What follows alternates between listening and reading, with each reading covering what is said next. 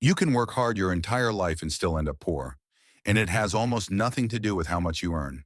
There's one quiet reason most people never escape, and by the end of this video, I'll show you the exact kind of work that actually makes people rich instead. Stay with me, because the part that surprised me most comes right in the middle. Let's start with the trap, because you're probably standing in it right now, and it looks completely normal. You trade your time for money. You show up, you put in the hours, you get paid for those hours. It feels responsible, it feels safe, and it is the single biggest ceiling on your life. Because here's the problem. There are only so many hours in a day, and you cannot sell more of them than you have.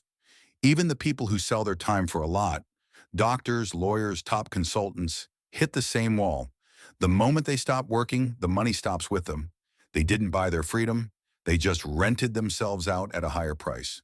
Naval Ravikant, the investor behind this whole idea, puts it bluntly: you will never get rich by renting out your time. So if selling your hours is a dead end, what's the alternative? This is where everything changes. Naval says, seek wealth, not money, and not status. And most people never stop to notice those are three different things. Money is just how we move wealth around. It's a claim ticket on other people's time and effort. Status is your ranking in the social pecking order, and chasing it is a zero-sum game, because for you to move up, someone else has to move down. Wealth is different. Wealth is assets that earn while you sleep. It's the business running without you, the product being sold while you're at dinner, the ownership that keeps paying long after the work is done. Wealth works even when you don't. So the real question isn't how do I earn more per hour? It's how do I build something that keeps earning after I stop? And the answer, the thing that separates the people who get rich from the people who just stay busy, is one word: leverage. Here's the part I promised you. Leverage is anything that multiplies your effort so that the same decision pays off many times over instead of once. And Naval breaks it into three kinds. The first is labor, other people working for you. This is the oldest form of leverage and honestly the worst. Managing people is hard and it needs permission. Someone has to agree to follow you. The second is capital, money working for you. This one is powerful. It's how the wealthy get wealthier, but you need money before you can use it. And someone has to trust you with it first. And then there's the third kind, and this is the one that changes everything for someone starting today. Naval calls it the leverage of code and media, products that copy themselves for free. Think about what that actually means. If you write a piece of software, it can serve one person or 10 million people while you sleep, and it costs you nothing extra to serve the next one. If you make a video, a podcast, a piece of writing, it works for you at 3 in the morning, in a country you've never visited, for an audience you'll never meet. And here's the magic. This kind of leverage is permissionless. Nobody has to pick you. Nobody has to hand you a budget. You don't need a team and you don't need capital. You need an idea and the will to build.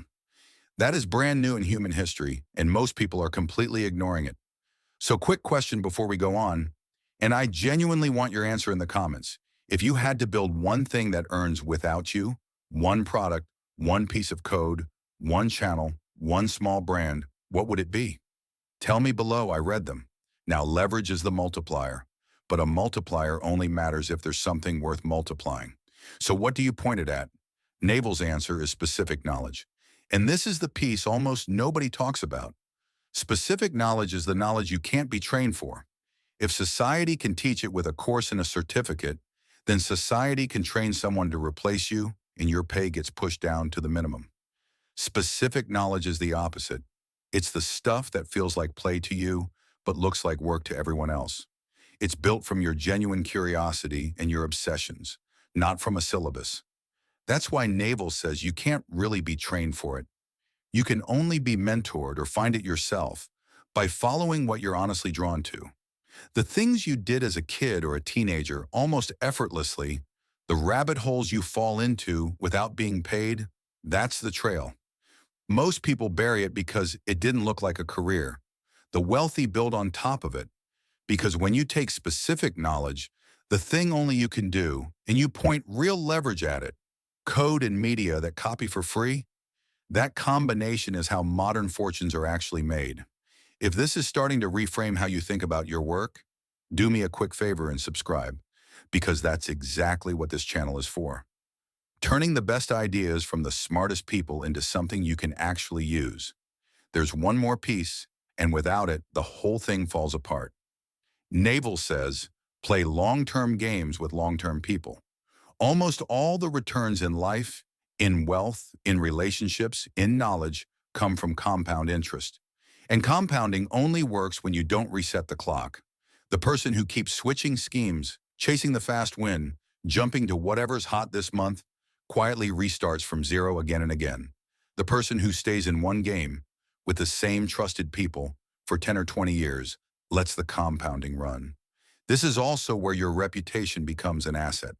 When people know you'll be around, know you keep your word, know you take responsibility with your own name attached, they start handing you leverage. They invest in you. They follow you. They give you the capital and the audience and the trust that make everything else possible. Accountability looks risky because you carry the blame when things go wrong, but it's the price of the upside, and the people who accept it are the ones who get rich.